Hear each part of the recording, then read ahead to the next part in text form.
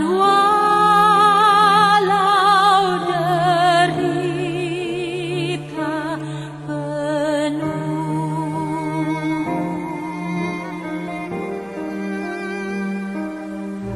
Engkau mengajar.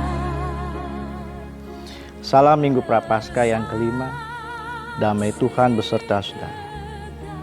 Saudara yang dikasihi Tuhan, mari kita mempersiapkan Injil Yohanes pasal 11 ayat 1 hingga 44. Saya akan membacakan ayat 17 hingga ayat 26. Sebelum kita memperdengarkan dan mengikuti berita Injil dan perenungan kita berdoa. Bapa yang Maha Pemurah dan penuh anugerah, kami bersyukur ketika bersama dengan keluarga kami di tempat kami masing-masing. Kami memperdengarkan Injil-Mu, seraya memuliakan nama Tuhan, namun juga menaikkan pengharapan-pengharapan kami di dalam doa-doa kami. Itu sebabnya pada saat Injil-Mu hendak diberitakan, layakkan kami, tolong kami, agar firman-Mu menjadi kekuatan bagi kami pada saat kami mentaati dan memberlakukan di dalam hidup kami. Melalui karya Roh Kudus, tolong kami semua. Di dalam Yesus, Tuhan dan Penyelamat kami berdoa. Amin. Saudara yang dikasihi Tuhan, saya akan membacakan Injil Yohanes pasal 11 ayat 17 hingga 26. Ketika Yesus tiba, didapatinya Lazarus telah 4 hari berbaring di dalam kubur. Betania terletak dekat Yerusalem, kira-kira 3 km jauhnya. Di situ banyak orang Yahudi telah datang kepada Marta dan Maria untuk menghibur mereka berhubung dengan kematian saudaranya. Ketika Marta mendengar bahwa Yesus datang, ia pergi mendapatkannya. Tetapi Maria tinggal di rumah.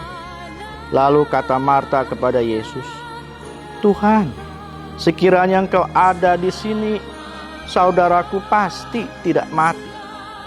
Tetapi sekarang pun aku tahu bahwa Allah akan memberikan kepadamu segala sesuatu yang Engkau minta kepadanya." Kata Yesus kepada Marta, "Saudaramu akan bangkit." Kata Marta kepadanya, "Aku tahu bahwa ia akan bangkit pada waktu orang-orang bangkit pada akhir zaman." Jawab Yesus kepadanya, "Akulah kebangkitan dan hidup. Siapa saja yang percaya kepadaku, ia akan hidup, walaupun ia sudah mati. Dan setiap orang yang hidup dan yang percaya kepadaku tidak akan mati selama-lamanya. Percayakah engkau akan hal ini?" Demikian saudara Injil Tuhan bagi kita semua. Penginjil Yohanes mencatat 2 ucapan yang nyaris serupa yang disampaikan oleh Maria dan Marta. Pernyataan mereka kepada Yesus, "Tuhan, sekiranya Engkau ada di sini, saudaraku pasti tidak mati." Marta pernah menyebutnya, Maria juga pernah mengungkapkannya. "Tuhan, sekiranya Engkau ada di sini, saudaraku pasti tidak mati." Marta dan Maria meyakini bahwa Yesus bisa menyatakan kehidupan bagi Lazarus. Dan itu sebabnya mereka datang kepada Yesus sebelum Lazarus mati. Dan begitu Lazarus mengalami kematian, mereka kembali galau, bimbang. Kenapa Yesus harus menunggu 4 hari? Sekiranya Engkau ada di sini, saudaraku pasti tidak mati. Artinya mereka sebenarnya yakin bahwa Yesus bisa bekerja. Yesus bisa menyatakan kuasa Allah kalau Yesus hadir. Tapi bagi mereka, saudara, persoalan utamanya adalah pada saat Lazarus masih hidup. Kalau Lazarus masih hidup dalam kondisi sakit, Yesus datang, tidak akan mengalami kematian. Penginjil Yohanes menuntun kita semua, menerangi kita semua, kalau percaya Yesus itu sumber kehidupan. Kehidupan itu tetap akan berkuasa di dalam diri Yesus. Kehidupan itu akan hadir di dalam diri Yesus. Di depan orang yang hidup, di depan orang yang sakit, pun di depan orang mati. Kehidupan di dalam diri Yesus, saudara, tidak pernah ditentukan oleh kehidupan orang-orang yang percaya kepadanya.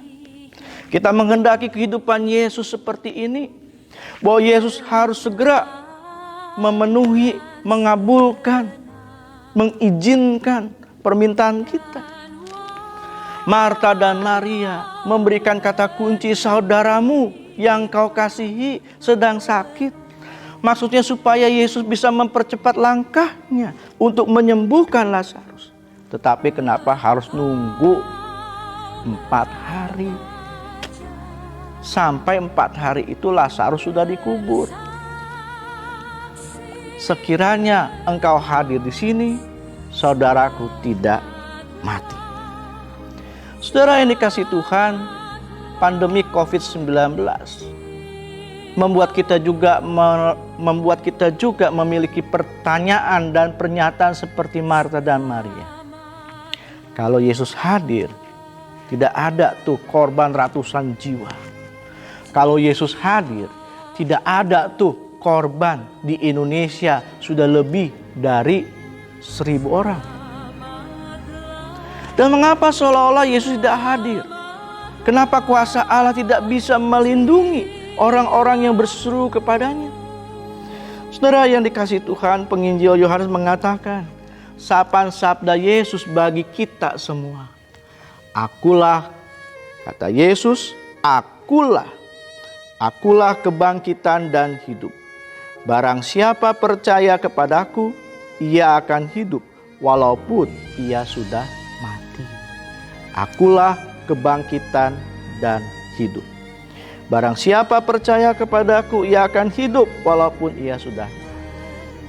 Pernyataan ini mau menegaskan sumber kehidupan adalah Tuhan sendiri. Dan kalau sumber kehidupan itu adalah Tuhan, Tuhan sanggup membangkitkan setiap orang seturut dengan kuasanya, seturut dengan kasihnya. Lazarus mengalami kebangkitan dari antara orang mati. Meskipun pada akhirnya dia kembali juga mati. Yang hendak ditegaskan adalah kuasa Kristus sanggup memberikan sebuah kehidupan bagi saudara dan saya.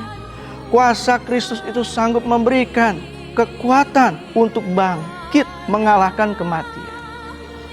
Saat ini saudara-saudara, kehidupan kita sedang dilanda kecemasan, ketakutan, kegalauan, dan juga kebosanan. Harus ada social distancing, jaga jarak, aktivitas di tempat masing-masing, dan juga korban semakin lama semakin banyak yang berguguran.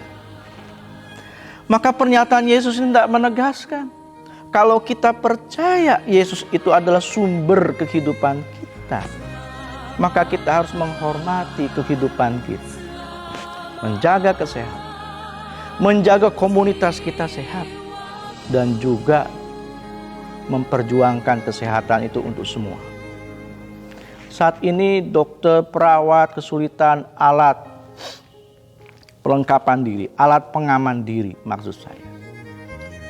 Bahwa mereka harus bekerja melayani pasien COVID-19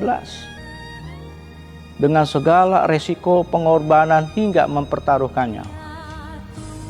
Kita harus mendukung doa bagi dokter dan perawat. Gereja Kristen Indonesia mengingat dan ikut serta memperjuangkan adanya APD bagi dokter dan perawat di rumah sakit. Kalau kita percaya kehidupan itu bersumber dari Kristus, mari kita nyatakan kehidupan itu dengan mendoakan, dengan peduli mendukung pengadaan APD bagi dokter dan perawat yang dilakukan oleh GKI. Kalau kita percaya bahwa di dalam Kristus itu nanti kita akan beroleh kebangkitan dan hidup abadi. Selagi kita hidup sekarang ini, mari kita berbagi kehidupan. Ketika ada saudara-saudara kita karena kondisi seperti ini, tidak bisa memiliki penghasilan seperti biasa, penghidupan seperti biasa, usaha dagang, aktivitas kerja yang luar biasa, nyaris tidak bisa mereka lakukan. Kalau kita percaya adanya kehidupan di dalam Kristus, mari kita nyatakan hidup kita untuk Tuhan. Bukan untuk diri kita, tetapi untuk Tuhan. Dan itulah yang telah dinyatakan oleh Yesus. Bahwa akulah kebangkitan dan hidup. Barang siapa percaya kepadaku, ia akan hidup. Walaupun ia sudah mati. Dan setiap orang yang hidup dan yang percaya kepadaku tidak akan mati selama-lamanya. Dan kalimat ini luar biasa. Tidak akan mati selama-lamanya. Maksudnya apa? Terus menerus memberikan dan membawa kehidupan. Bukan kematian. Percayakah engkau hal ini? Dalam Tuhan ada kehidupan. Kehidupan itu terus dan terus dan terus. Amin.